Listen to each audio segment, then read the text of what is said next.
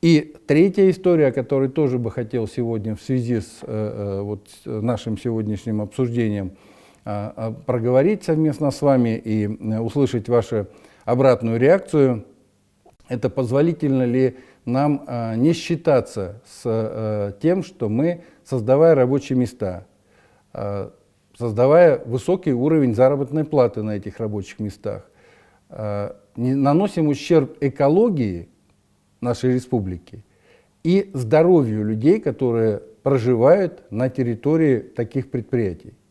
На мой взгляд, совершенно точно ответ недопустимо. Нельзя этого делать.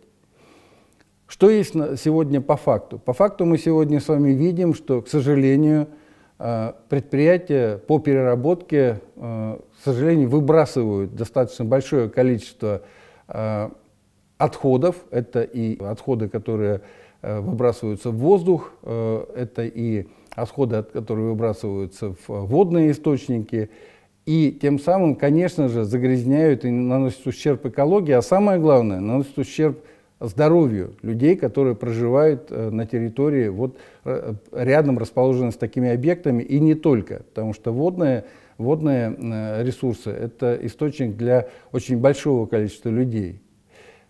Поэтому здесь нам не нужно никакой помощи, здесь все абсолютно рычаги у нас в руках, и федеральные, и республиканские рычаги.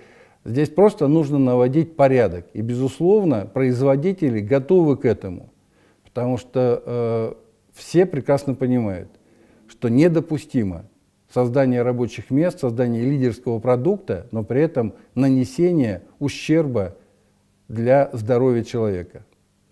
Поэтому еще раз, заканчивая сегодняшнее выступление, хочу сказать, что для нас развитие деревоперерабатывающего, лесозаготовительного сектора в экономике республики приоритетный и значимый.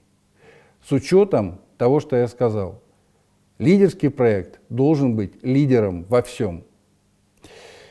Уважаемые жители республики, это все, о чем я хотел сегодня рассказать, чем с вами поделиться. Будьте здоровы, берегите друг друга. До новых встреч. Всего доброго.